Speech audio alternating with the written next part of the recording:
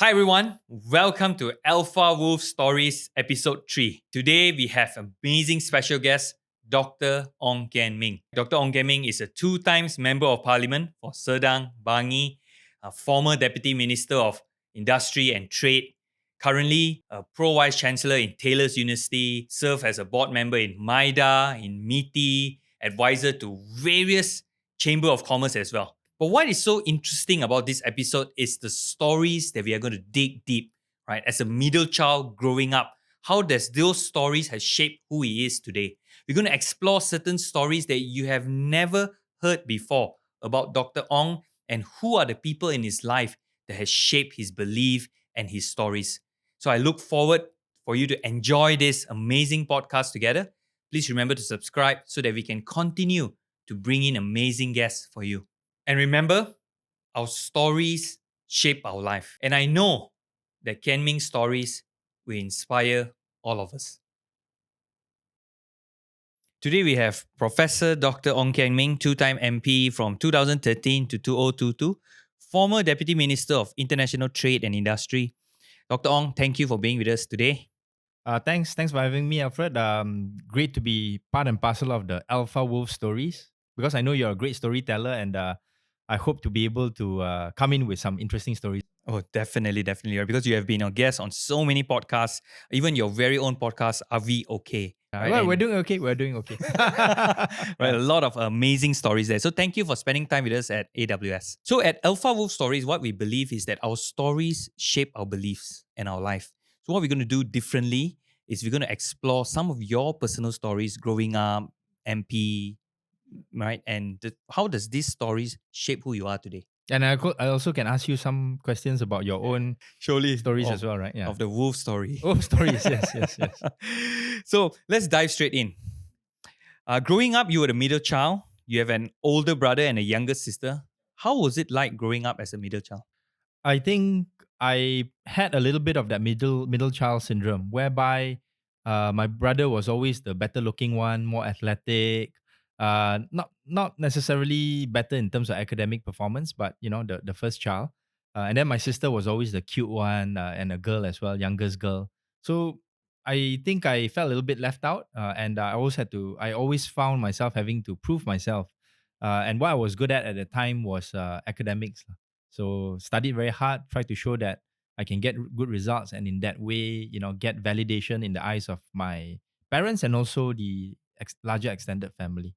Are you a middle child? Yes, middle child as well. Yeah, 100%, 100%. So I 5 siblings, 5 boys. Okay. Yeah. So how did you try to make yourself stand out? Not really academics. So I went to a different route lah, the naughty naughty route.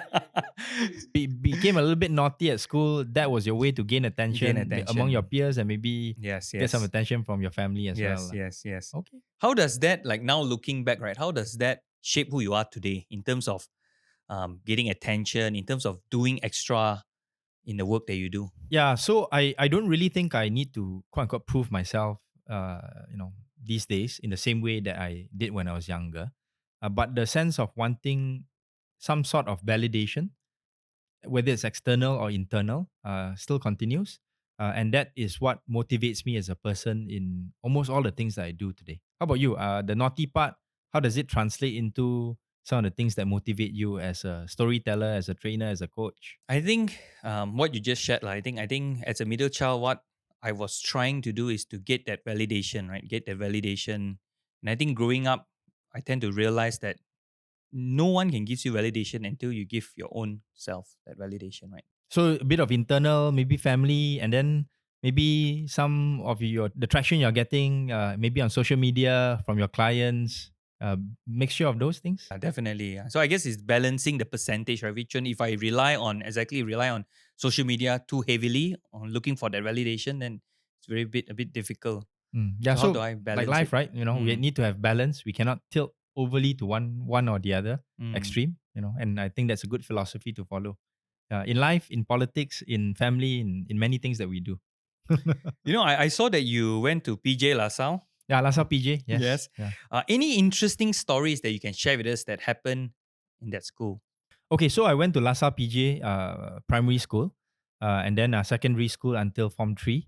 And I'm, I guess, disadvantaged and advantage at the same time. Disadvantage because I didn't go to a Chinese school, so I didn't Okay. learn how to read and write Chinese. In fact, I had to pick it up myself when I joined politics. So I'm able to read and write, better than other so-called bananas lah. But at the same time, I think there were advantages as well because I went to LaSalle and it was a very racial kind of setting.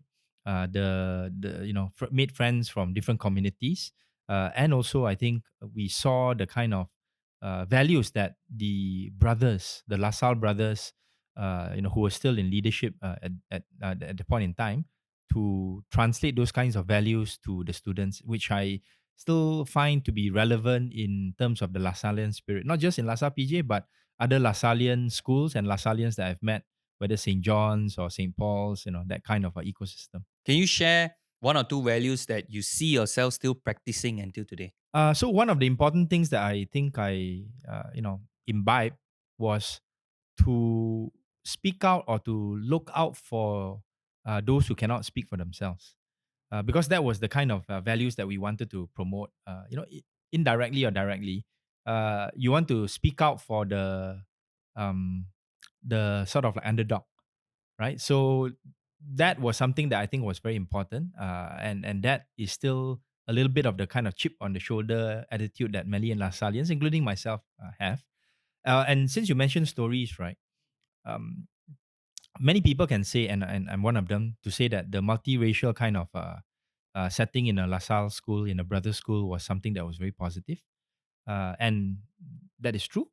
But at the same time, I do remember something that was not so positive, in the sense that to make LaSalle more multiracial, there were kids that were brought in from who were staying in asramas, Okay. and many of these kids were not necessarily even from the Klang Valley. They were from other parts of Malaysia, and these were mostly Malay kids.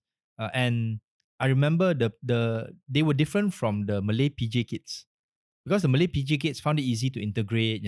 Many of us spoke like English, but the asrama kids somehow, because of maybe what the kind of environment they were exposed to in the asramas, they tried to make a lot of things into racial or religious issues. Okay. And I still remember those kinds of episodes that colored my thinking in terms of the kind of education and exposure that asrama kids have to this day.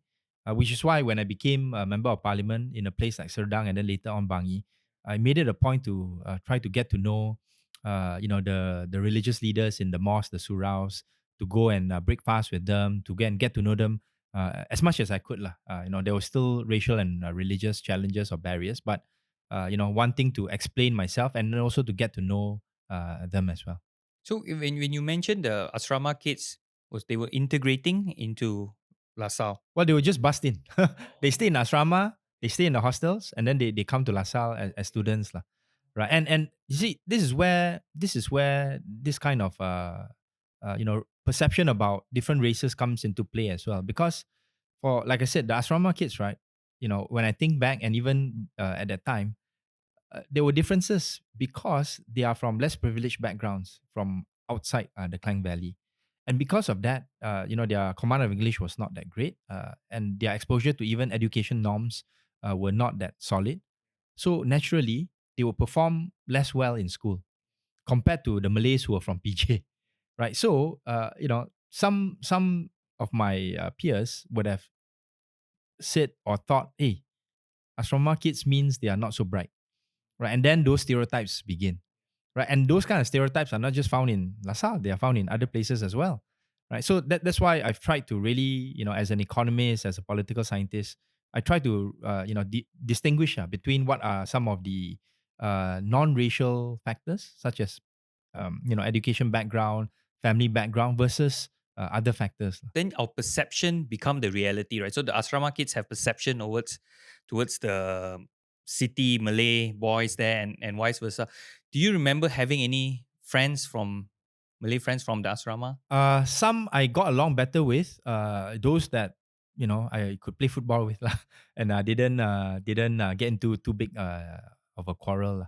But I could see that some of the ones who were more outspoken, one or two of them in particular, were really motivated or influenced by maybe some of the teachings coming from their religious teachers, and that made it a little bit challenging, in terms of interracial relationship. But on the other hand, the Malay PJ boys, so to speak, I still do keep in touch with them even now, because they would naturally, many of them, will go into the corporate world. We have similar sort of like stories to tell, similar friends, and those are the people that we get along with better for natural reasons. So it's something that we need to consciously put effort, right? Not to stereotype.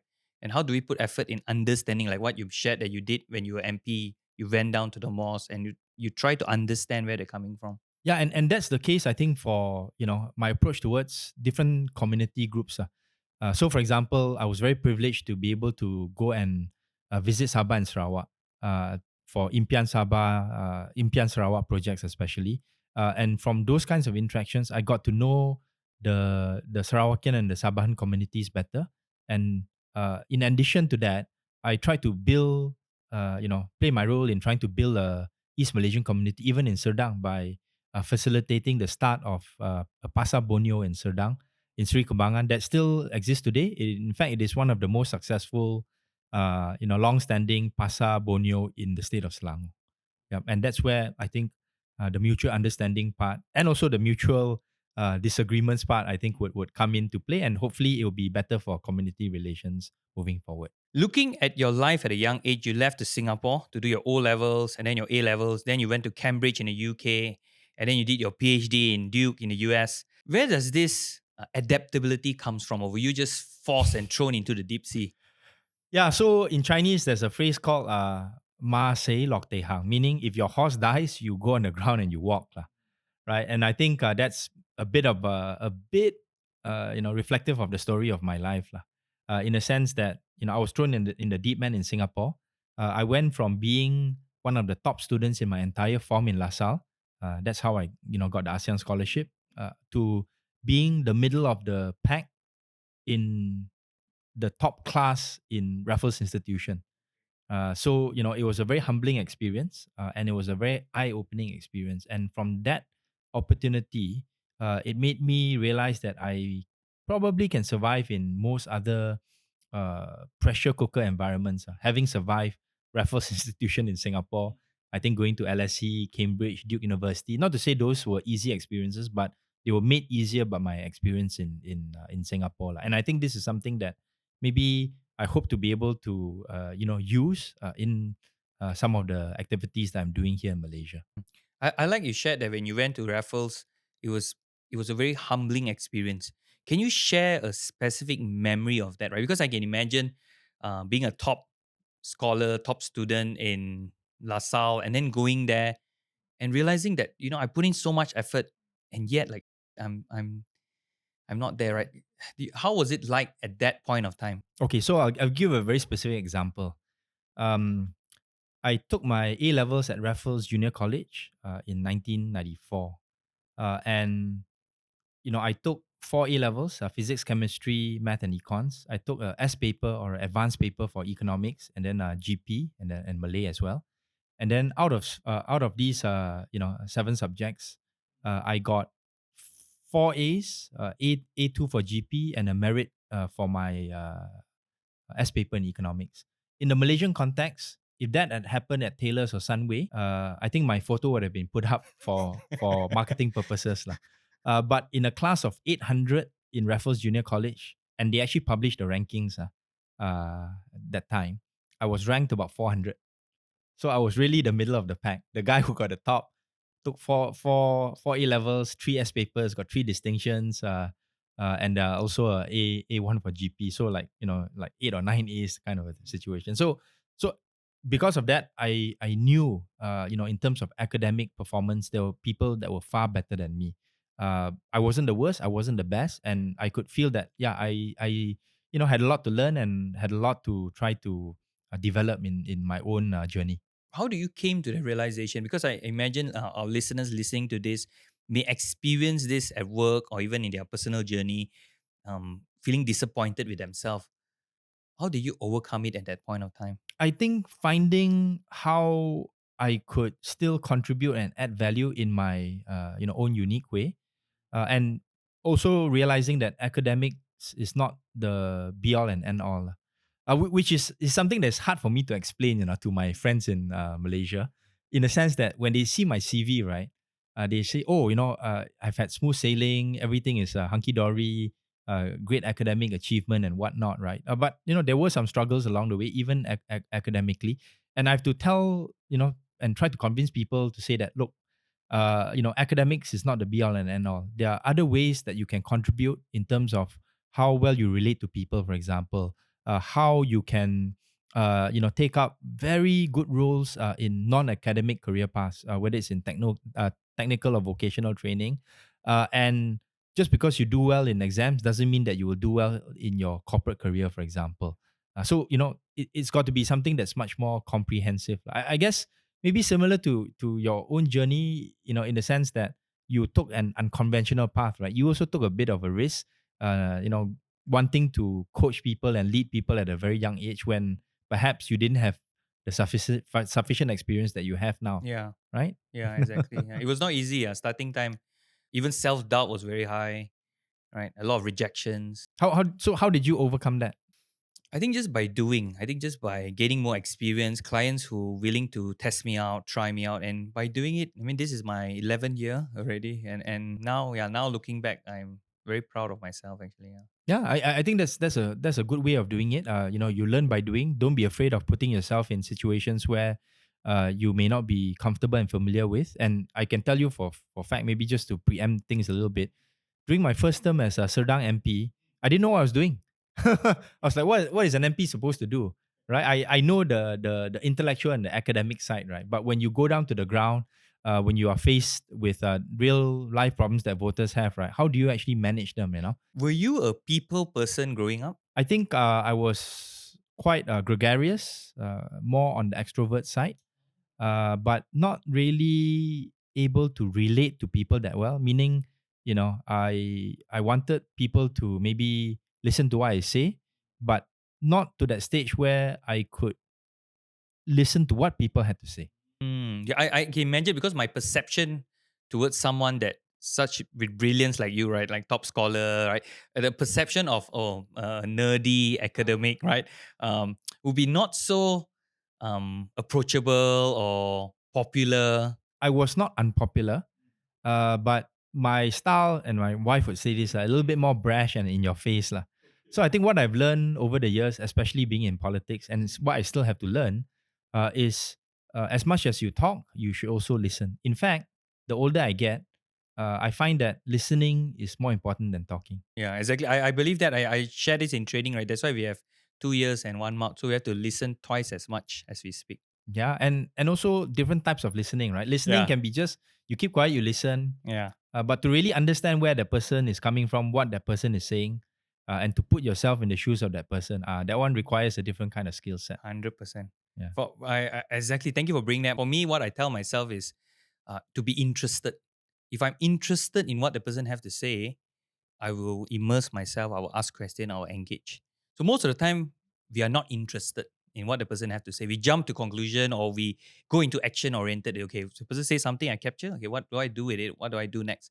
But if I'm really interested in my doctor telling me how to live, how to prolong my cancer, Yeah, that one definitely you'll then be self-interested. I'm Yeah. very interested, and Yeah. then I'll go into deep listening. But I think one of the challenges I face with regards to that approach is, when you're an MP, when you're a deputy minister, your time is limited, right? So as much as I would like to learn about different businesses and the challenges that they're facing, at the end of the day, I will have to know, okay, what is your biggest problem, and how can I help you resolve it, right? So that's where the action oriented part comes in. But if I had more time, yeah, I definitely want to sit down, have a casual drink, and listen more, in terms of what motivates you, what drives you, what are some of the challenges that you have. And those kind of opportunities may still, arise for me, especially now that I've taken a backseat in terms of frontline politics. When you were in LSE, Cambridge, and Duke, how do you build that skill of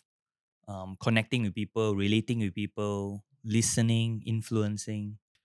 To be honest, I did not enhance that skill set when I was studying. I managed to enhance that skill set only when I became a politician, because that was something that was necessary. Like I said, when the horse dies, you have to walk. So in the course of my time as a politician, I learned to try to understand quickly what that person wanted from me, right? Whereas in the past, um, I do what I do. I don't.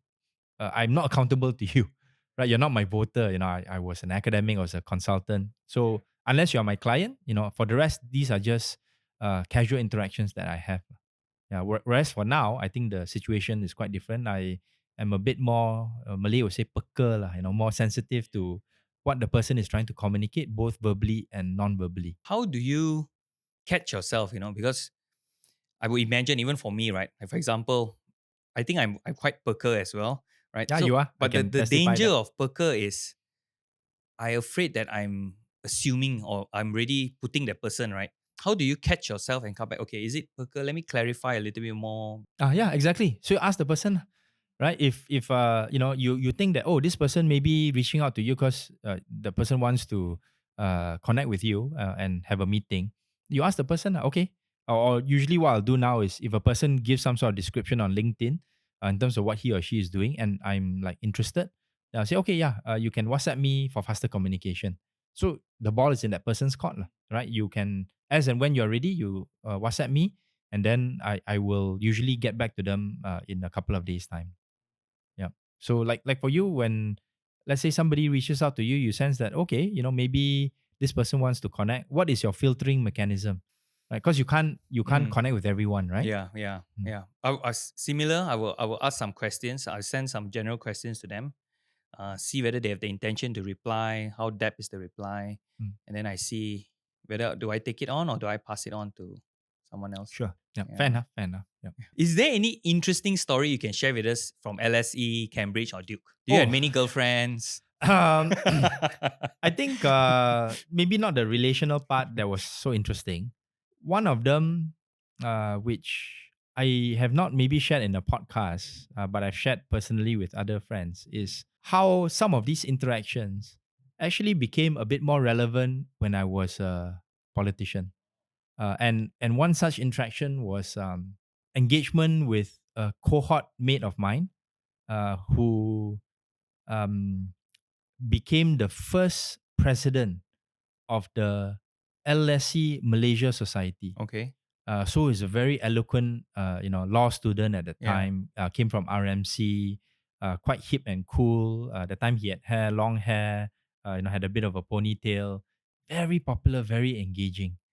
And I remember in 1998 when, during the Asian financial crisis, Dato Sri Anwar Ibrahim came to London, and he hosted a group of people, a group of students, and this particular student went up to him and asked him and challenged him. In fact, how can you allow the government to prosecute and charge Lim Guan Ing for sedition and throw him in jail? This is a travesty of justice, and so on and so forth.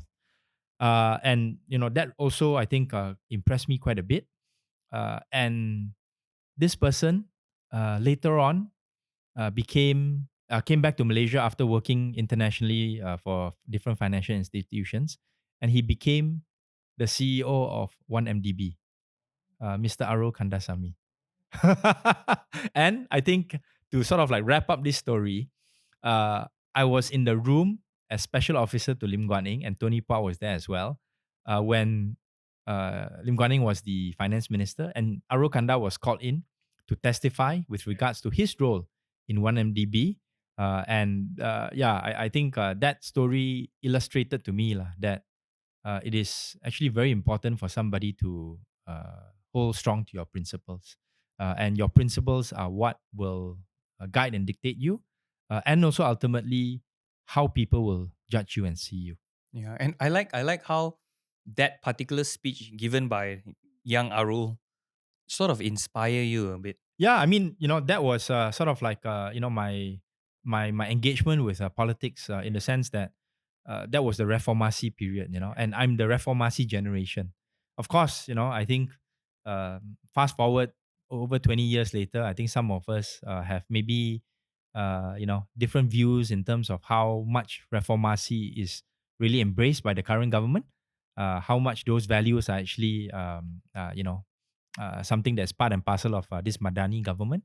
But nonetheless, I think that was a time of political awakening for myself and many people in my generation. Yeah, because I think for maybe somebody like you, those who are a little bit younger, I think Bersih would have been your sort of like awakening, right? In terms of your exposure to what was happening in Yes. Malaysian politics at that Yes. time. Exactly. Yeah. Yeah. Who knows? We may still have another Another Bersih. for the Depending, Gen yeah, for the Gen Z. Yes. exactly, Yes. exactly. Yes. Online virtual gather. Maybe sometimes it can be so it can be online in the sense that you have a birthday rally, but there will be people who are there doing live broadcast.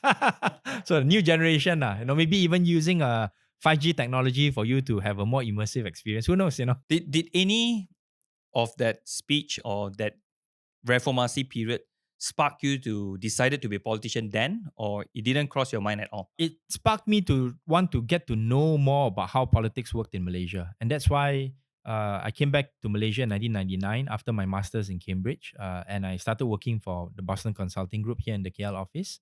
2 years later, I stopped work at BCG and I joined MCA linked think tank and then later a Gerakan linked think tank. I've said this publicly in other forum before. And that was my exposure in terms of how I got to know the policy and the political ecosystem in Malaysia better, lah. And which is why ultimately I chose not to join Gerakan or MCA, but I made the right choice at that point in time to join the DAP in 2012. Since now you are a professor, right, and Yes, you I'm are back to academia. Yes, you're inspiring a lot of students out there. Just like to ask, were there a professor, if you have to choose one, that inspire you during your time? I think my own PhD dissertation advisor, whom I still keep in touch with, Don Horowitz.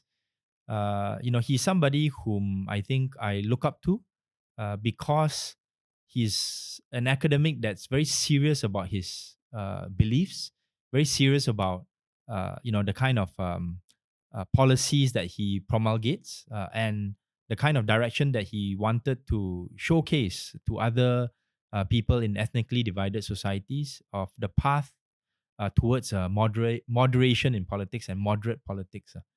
So it wasn't, to me, it was not just something that was on paper, in terms of academia, but it was something that I embraced when I became a member of parliament.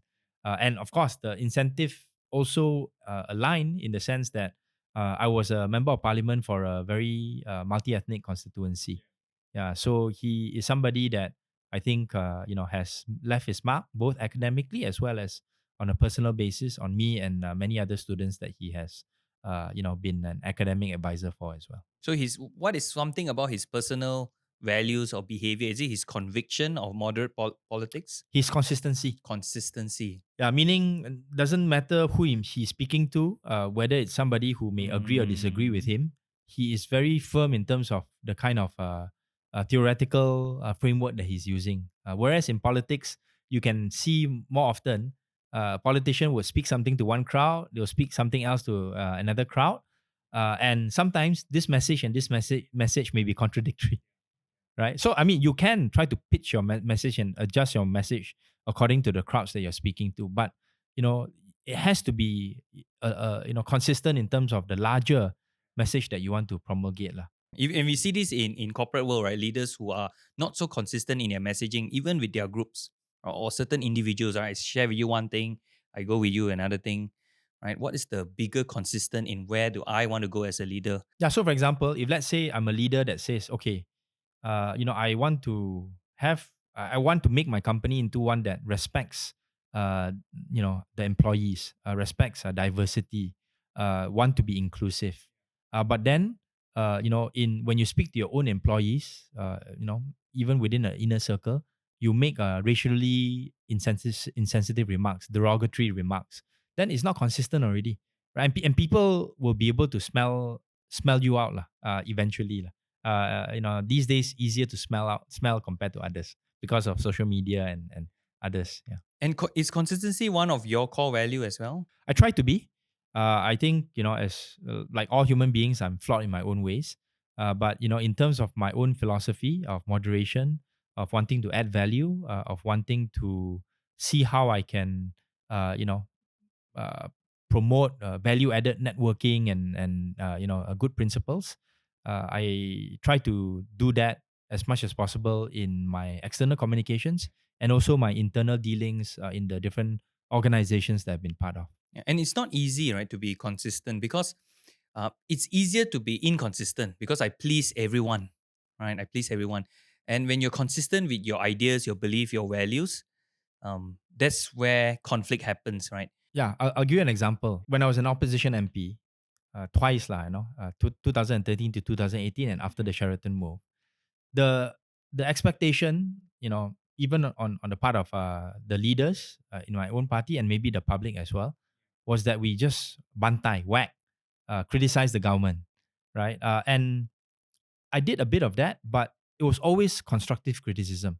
That means if I criticize them, then I would want to try to give a solution as well. And those were consistent message from an economic or from a policy or from a political standpoint.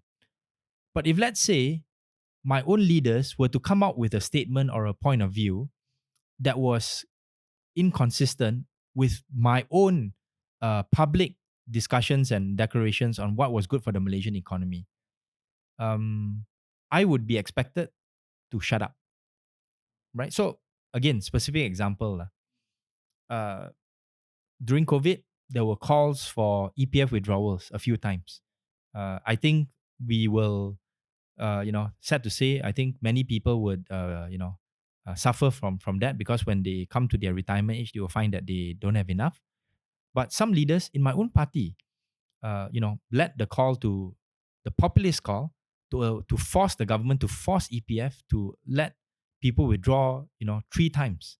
The third time was something that I was very uncomfortable with because I thought that COVID was probably coming to an end, and we needed to be responsible to the long term well being of EPF shareholders lah. But in the party, it was understood if one particular leader had this particular opinion, you cannot disagree with that person. I not only disagree with that person publicly, uh, you know, by certain statements that I made, but internally in the WhatsApp group that the MPs belong to, I question that particular decision, and that was something that I think definitely cost me in different ways. But I'm very happy with that decision because I know I'm consistent. Yes. The reason why I entered into politics at that time, into opposition politics, was so that I could bring about a message of progressive politics and economics. And if it means that I had to ruffle a few feathers and pay the price for it, I think it's worth paying. Yeah, because I just about to say that, like, you were my MP, right? You were my MP. You live in Kajang, yes, Yeah, Bukit Kajang. and then we Yeah. became friends, and then right now associates and all. And from my experience, I always felt that you were consistent, right? In terms of your values, in terms of things that you share, the things that you're going to do, in terms of not just what you say, in terms of things you do as well. And I just about to come to that, and you answered my question in the sense that were living out one of your core value of being consistent was the reason that got you kicked out of the CEC. Okay, so I think this is quite a complicated discussion, and to sort of like preface that question, I would say that for many of my colleagues, they have very good intentions of wanting to bring about positive change to the country by playing the long game in politics. To really make substantive difference, you cannot be in politics only for 1 or 2 terms. Even for me, as hard as I tried, and I think I did put in, some policies and even policy ideas that were positive, and more long lasting. You know, I respect the decision of many of my colleagues to have to balance out what they say, lah. Right. So, many of them chose that path, and I chose to take a different view. You can say that it's principle. Others would say that you are being stupid or not strategic, and some may even say you're being selfish because you're not a team player. Maybe to just elaborate a bit more, I think my sort of like decision making trigger came during COVID. Yeah, and I'll explain why, and then I'll ask you a question as well. So during COVID, right, and this was just after the Sheraton move, we had been in power for 20 months, and we had picked up certain, experiences, certain knowledge, certain connections, certain skill sets Yeah. that would allow us to speak into the COVID situation in ways that were different compared to as if we were not in power at all, right? So during that period of time, right, I saw the entire opposition, including my own party, mostly, switch back to the default opposition role. As if that we were never in government. Yeah, we didn't have the experience. Yeah. Yes. And everything that the government did at the time was wrong. Yes, I admitted they did a lot of things wrong, but they also did some things right, like the vaccination program, right? Of which I tried to help out the then Minister of Health, Khairi Jamaluddin, right? So when I realized that that was the kind of ecosystem that was the prevailing sentiment, I told Tony Pua that I didn't want to contest in the 2022 general elections, and that was actually the more important decision than the CEC. Because once I decided that that was going to be the case, I'm going to take a step back from frontline politics, right? All the things that happened after that, including myself and Tony negotiating with Muhyiddin's people for a confidence and supply agreement, and even my decision to be more forthcoming about my views, and which some of which led to me not getting the CEC. I was very at peace with those decisions, although you know it hurt a little bit.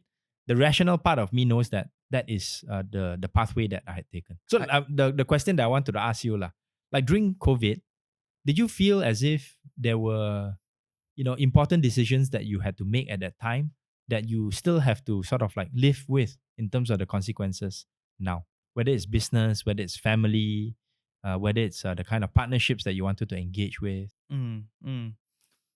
Thankfully for me, I think I look back, I made some good decision during COVID. Yeah, I invested in a studio, and I did very well for online training, virtual engagement.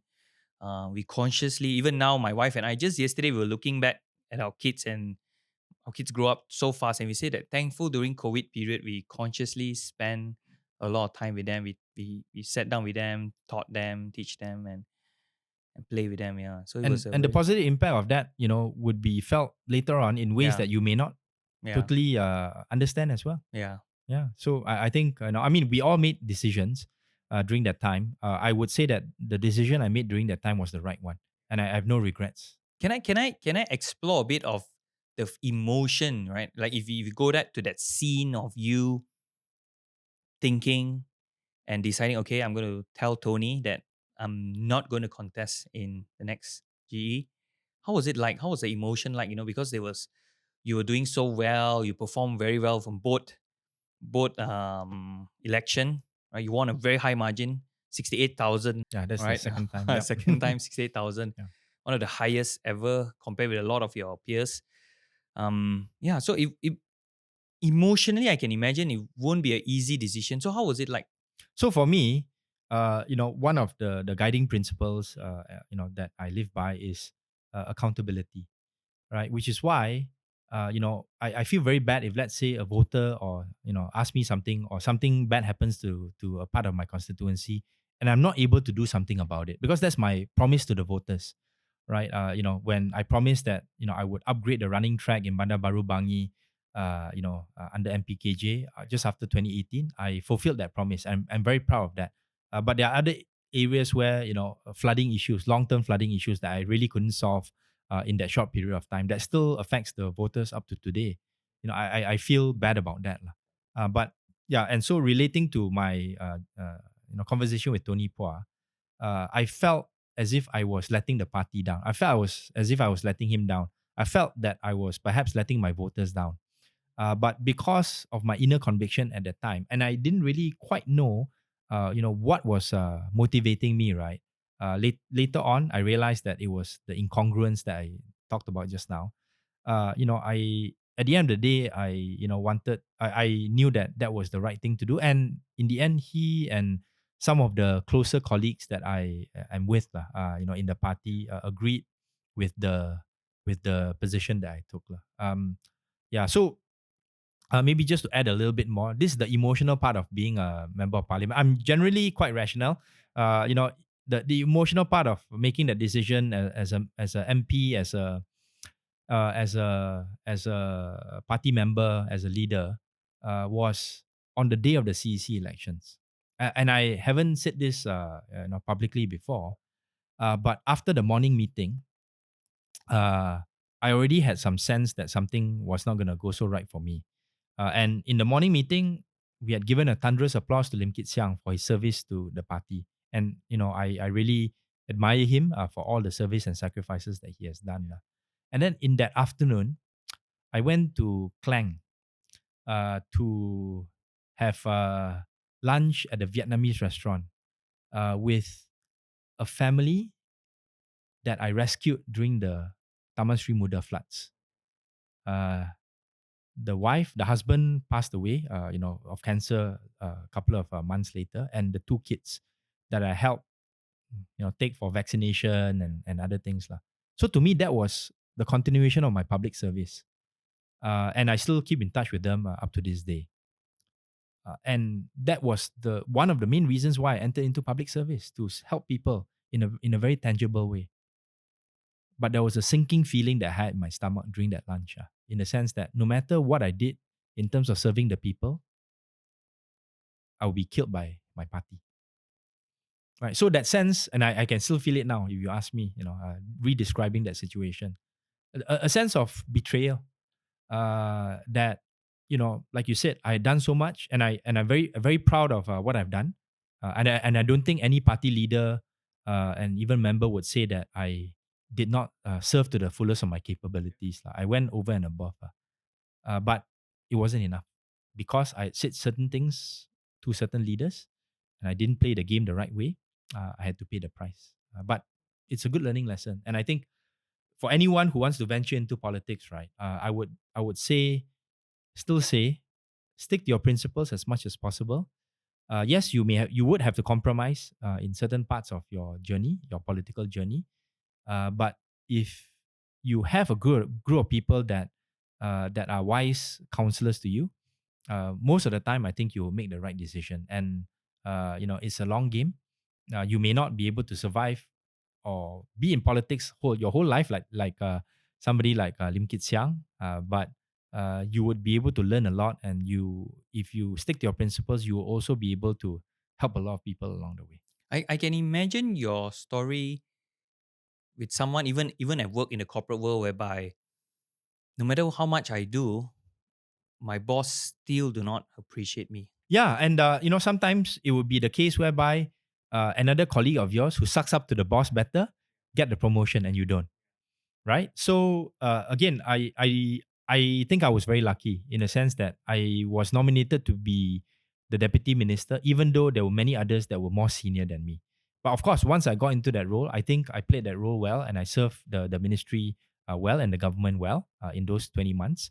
But there are others in the corporate world, who would have a different kind of experience, right? So, then knowing that is the reality, what kind of game do you want to play? Yeah, exactly. Right. I like that. I like that same theme that we repeated a few times. What kind of game do you want to play? Do you want to play the long term game whereby you may need to give in on your principles a little bit, right? Or are you consistent with certain principles that you hold dear and you make some decision that is important to you?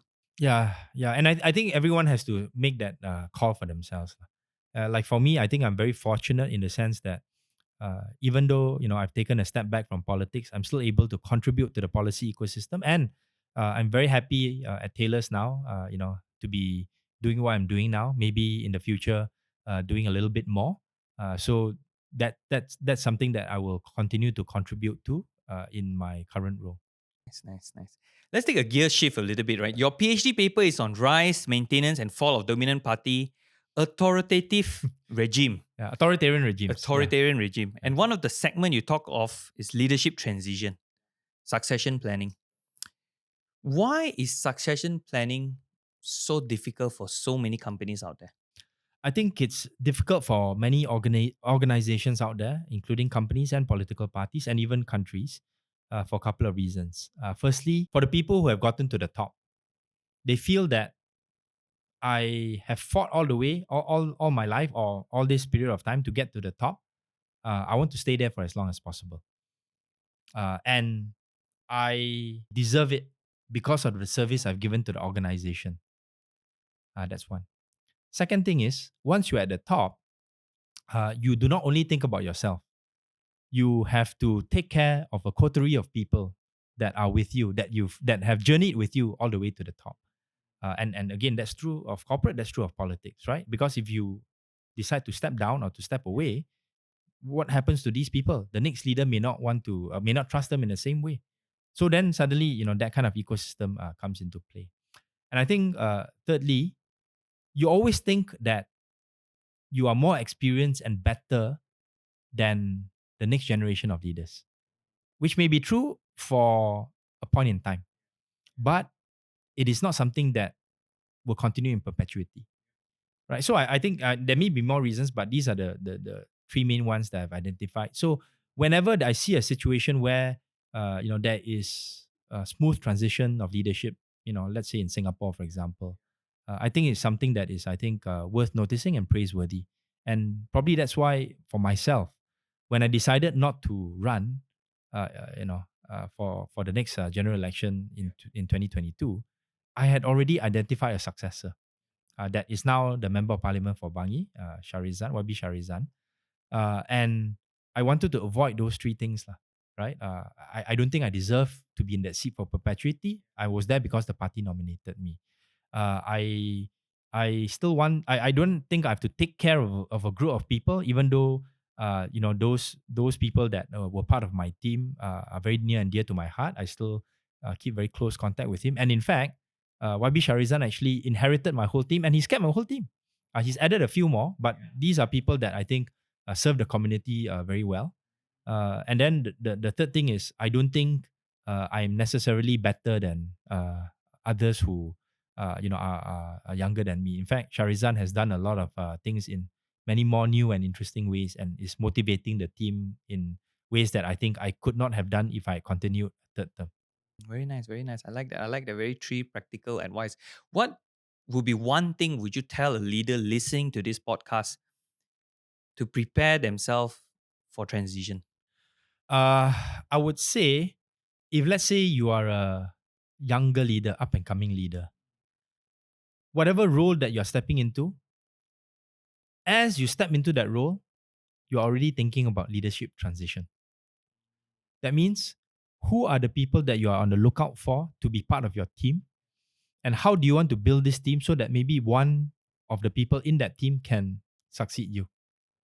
Yeah. And if let's say, you are building a team of 4 or 5 people, let's say one person succeeds you, the others can also play a meaningful role in the larger ecosystem, whether it's in the organization or, in other places in the ecosystem, so to speak. I like that advice to have that transition even at the early stage. And I think a lot of us do not do that. I think it's hard because when you go into a position, right? What is the first a new position? What is the first thing that you think about? It's about how I can perform, Yeah. how yeah, I can do, yeah. do better, how I can be more outstanding, right? But I think again, I'm very lucky because of all the experiences I've had, right? I can multitask quite well, as you know. So when I enter into that position, right, I'm able to think, okay, these are the things that I need to do my job well. But at the same time, if let's say I can bring along some other people, right, these are the people that can not just be trained to succeed me, but they can help me help the organization reach those larger goals that we want, right? And I think when Tony Pua, was still active in politics, it was something that he actively did with the support of Lim Guan Eng, who was the Secretary General at that time. He brought in people like myself, Bi Yin, Hannah Yeoh, Tioni Ching, and then the younger generation, Michelle Ng, Lim Yi Wei, Jamalia. Right? So I think Anthony is trying to do that, together with Kelvin Yee, the DEPSI, chief. But it's not easier said than done, put it that way. And one of the biggest thing I get from that is like the leader has to be a bit selfless lah. Because when I, as you say, right, when I take up the new role, it's all about me, right? I need to show how I'm performing. The pressure is there. But for me to think of transition is less about me already. Yes, and I can give you an example of how I understood selfless act in the context of politics lah. I'm not sure even whether I've told you this personally, but my original appointment in government in 2018 wasn't at the Ministry of Trade and Industry. It was as Deputy Minister of Education. Oh, I got a call from Tun M. I was expecting a call because somebody had informed me, yeah. and he mentioned to me, given your background, you have a PhD and all that. We're gonna put you as Deputy Education of Minister. I was expecting something else, right?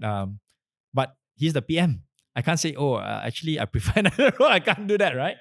So I accepted that role, and then I immediately called Tony Phua. And Tony Phua was going to be appointed as Deputy Minister of MITI.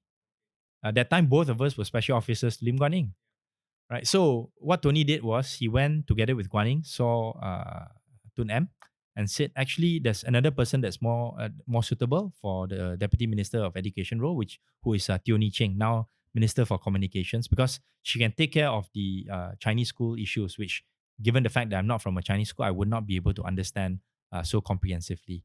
And then Tony would give up his role as Deputy Minister at MITI and let me take that role, which is, frankly speaking, more suitable to my background. And he would remain in Guan Eng's office as political secretary. Right. So, Tony made that big sacrifice. And I think it's something that I think I would live with for the rest of my life. I would have been, I think, quite satisfied serving Lim Guan Eng at the Ministry of Finance.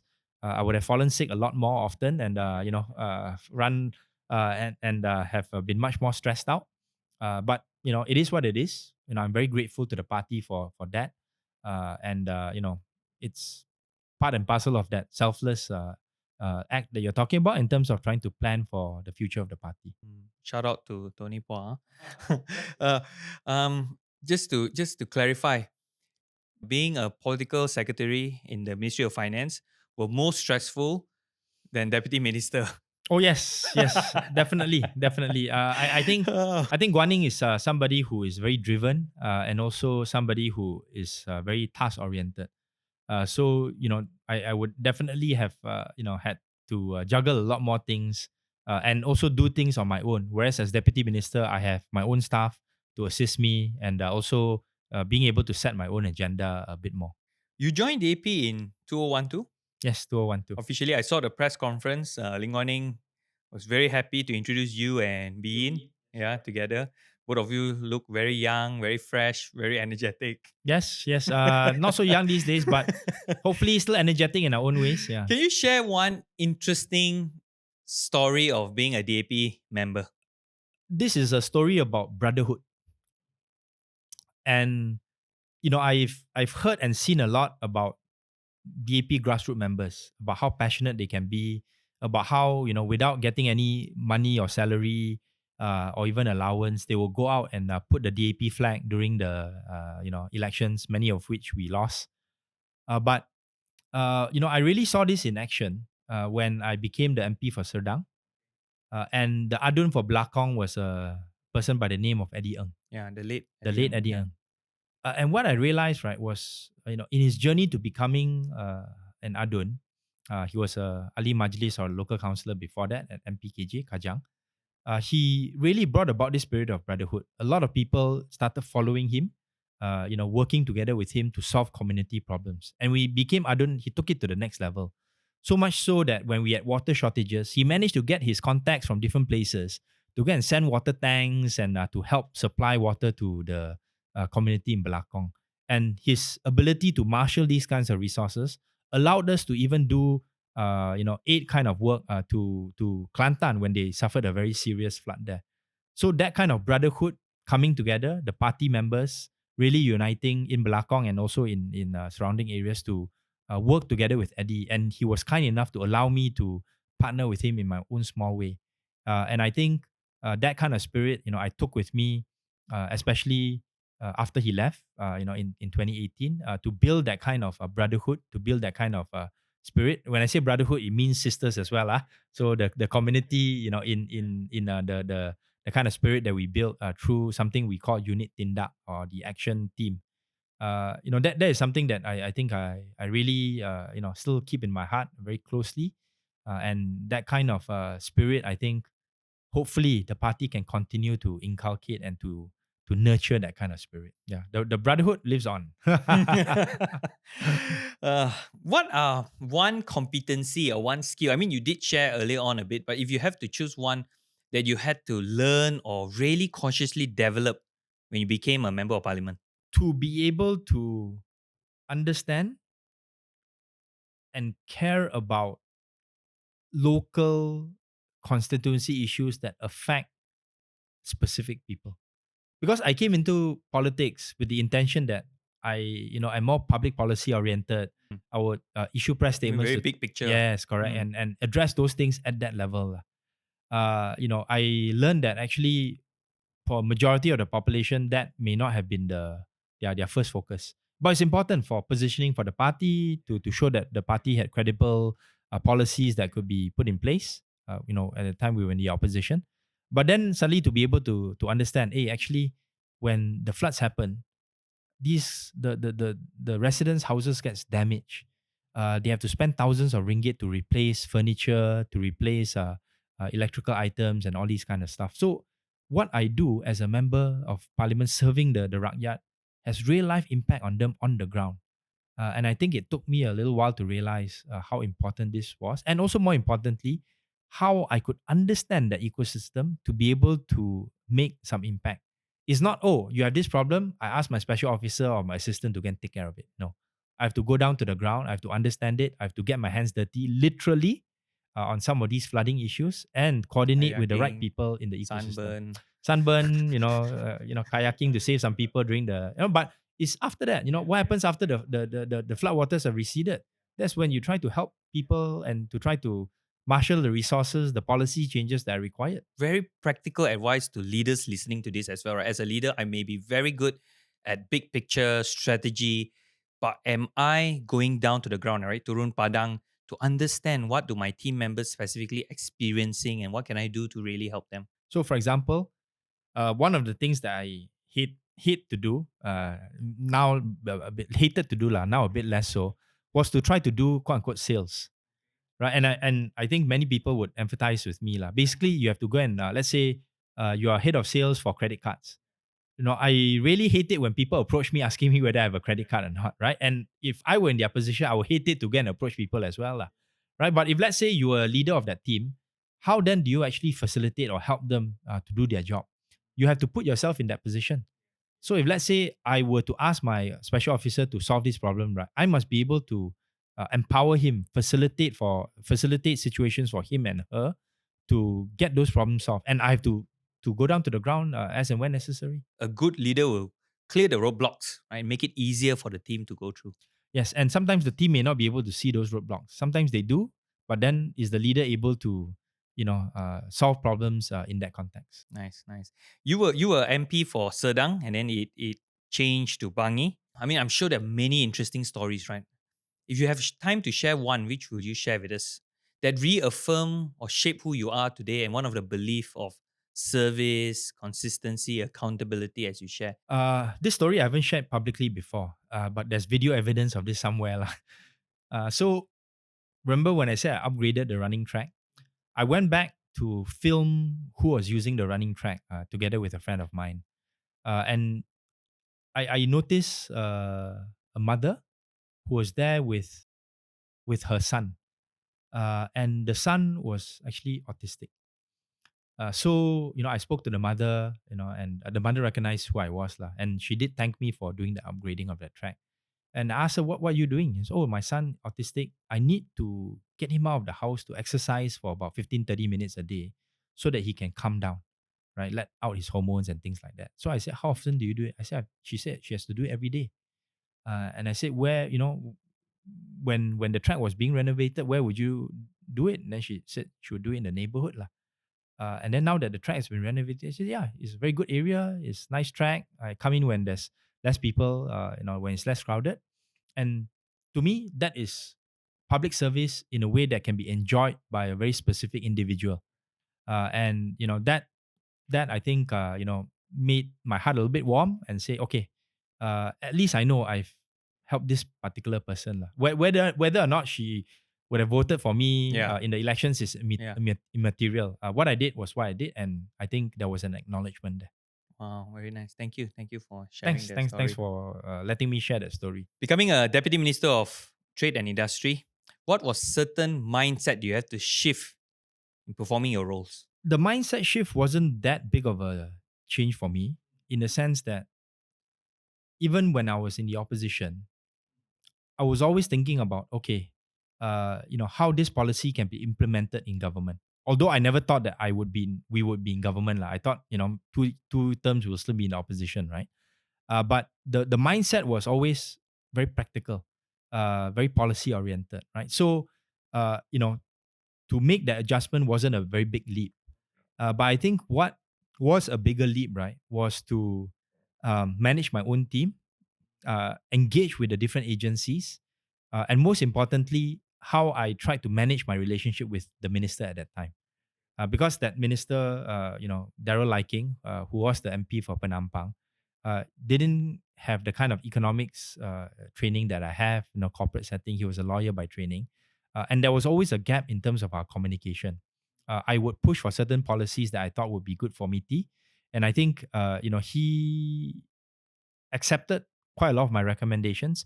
But there was also, a sense that coming from his team that, I shouldn't be in a position where I could outshine him, lah, Yeah. right? So I think that was actually the bigger adjustment, So it's because really stakeholder management. yes, something that I think I tried to do as best as I could. Maybe not so successful, especially given my sort of like exit from the CEC, in DAP. But doesn't matter. It's something that I continue to learn, in different organizational contexts, and it's something that I think your listeners would also, resonate with. I definitely can resonate in one area that you just shared, right? Because you are a bright star by itself, right? So imagining, and I'm sure a lot of bright star alpha listening to this as well, and we do get the advice, right? You must be careful not to outshine your boss. Right? What's one advice you can give to? I think when I look at the way some of the ministers and deputy ministers work these days, and even other leaders that I'm familiar with, right, it's it should be about trying to empower the boss to do his role well, and then in areas where you think that there are gaps, you do certain things that he cannot do or she cannot do, in a ways that would empower and amplify the effectiveness of the organization. But you have to tell your boss what you are doing, the things that you're doing to empower him or her, and then the other things that you're doing to empower the organization that does not need his or her participation, but he or she needs to know about it and support you and give you buy-in. Mm. So it's really that respect as well. A lot of respect for your boss has to come in. The most difficult thing that I think that I have to do and Mm. still have to do is to try to play that supportive role for a boss which you may not fully support. Mm. Everyone How? everyone has their strengths and weaknesses. I'm not saying that, I will only support somebody who is like better than me or whatnot. I'm saying that if that person is somebody you respect as a whole, uh there are strengths, there are weaknesses. You are okay with trying to support that person to make that person do his or her job better. That yeah. So I like that reframe in a sense that yes, if I focus on my boss weaknesses and I'm good at that and my boss is weak at that, then I always look at that. But how do I also focus on his strengths? Right. And that could help me to reframe and to then respect and then go into empowering him. What can I do to empower him? Very nice. Thank you. Thank you for that advice. Dr. Ong, now you are spearheading the PPE program with Taylor's University. You're board members with MIDA, senior advisors with Global Council, senior fellow with Yusof Ishak Institute, advisor to China Chamber of Commerce, Danish Chamber of Commerce, and so many more. I can imagine our listeners listening to this thinking that an alpha leader definitely wants to be out there and to take more things. But there are a lot of books already shared, like, how do you multitask? We know that you wake up at 5 a.m., there's structure, there are proper planning that you have. I'm interested in the mindset. What's the belief behind this that gives you the affirmation that I can do more, I want to do more, I'm okay to take more? Because I can imagine even for myself, I'm afraid sometimes, like do I want to take this on? Can I really do this? Okay, so I would preface this by saying, the following. I want to add value. I know I can add value, and I know I have a bigger capacity than most to be able to do these tasks. But at the same time, I also want to say that I am not able to fulfill all these roles to the best of my abilities, meaning I will have some gaps because of time constraint. And as I refine the roles that I'm playing, some I will scale back. For example, I'm no longer a senior fellow at Yusof Ishak. My term ended last year, although I still have some writings that need to finish up for them. But there will be other roles, maybe at Taylor's, where I will take more responsibilities. So in life, it's all about adjustment. Sometimes you have to place emphasis on some roles more than others. Sometimes that role may be in the family context, right? Others, when you have a person who's sick in the family, for example, and then some other times, it will have to be scaling back in other kind of responsibilities. So it's about that kind of balancing, and that's where I think the stakeholder engagement becomes important. Where you are falling behind, you have to engage with the stakeholder to say that, oh, I'm tied up with these other things. I may have to, maybe come back to you a bit later on some of my deliverables, right? So that kind of communication needs to happen on a very regular basis. Okay. I understand that point very well in terms of balancing stakeholder, but I'm also intrigued, especially for me personally, right? How do I even have the gut and the courage to say yes in the first place? Going back to my experience as a politician, I didn't know what I was getting myself into, but I was willing to take that leap of faith and step into an area where there were many things for me to learn. So after becoming the MP for the largest constituency in Malaysia with over 300,000 voters, when I stepped down, I feel that I've been through a lot of difficult challenges, and whatever I try to take on, I think there is a sort of like a upper limit in which I can fail, so to speak, lah. So it is still within that context of manage results. Would I say then just take it on? Like, will you advise me take it on first, right? Believe in yourself, and then see how do you balance it and managing stakeholder and looking at priorities as we go along. And sometimes you'll have to admit to the people that you've customers or clients that you've taken on that I'm sorry, I'm not able to fulfill what I originally promised to you, right? And you have an open conversation about that, lah. Thank you, Dr. Ong. We have come to the end. We're going to ask you 3 short, fast questions. Okay, rapid fire. Yeah. Rapid fire, and then we'll do a very nice wolf howl. Okay, sounds good. Who are 3 person that you admire and why? At the top of the list would be my wife, obviously. She's helped me out through thick and thin. I think my parents would be another group who've seen me through very difficult and tough times. And the third group, I think, would be my colleagues in the party who continue to work with me and support me in different ways. Okay. Other than Tony Paul, is there any? If you have to choose one more colleague, I would say, and I hope I don't get him in trouble for this.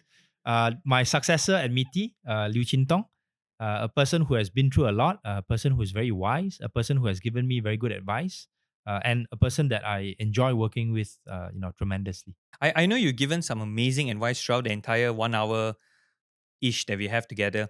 But what are 3 advice would you give someone having the desire to do more and to be more, like what you're doing? Don't be afraid to take risks, number one. Consult stakeholders regularly. And then number 3, try to adopt a balanced lifestyle, meaning you need to get exercise, you need to get good sleep involved, so that as you do all these things, you do not lose sight of your other aspects of well-being. I like the first one. Do not be afraid. What are 3 alpha traits do you think the young leaders need right now in this era to be successful in their life? First one, be curious. Try to explore and ask questions about different kinds of things. Secondly, don't be too alpha, meaning you need to draw yourself back so that you can control some of the more maybe aggressive traits that you have as an alpha. Those need to be channeled properly. And then the third one would be, whatever you do, try to do it with some support from a team. You are not alone in your journey, and that is something that will be able to let you run the race for a long time. Very nice, very nice. Very nice way to end it because the alpha wolf always have his pack with him or her. Correct. Thank you so much. So we always end with the howl. So let us see, Dr. Ong Kian Ming, your wolf howl, the best howl that you can give us. I'll give you my best shot. Are we going to do it together or separately? Or I'll do it Okay, let me do it myself? first. Let me do it Okay, first. okay, you go first. Ready? Ow! Okay, mine not so good today. Okay, I'll try to top that. Okay, 1, 2, 3. Ow! Definitely an amazing. Oh, thank you so much. Thanks for having me. Yeah. Thank you.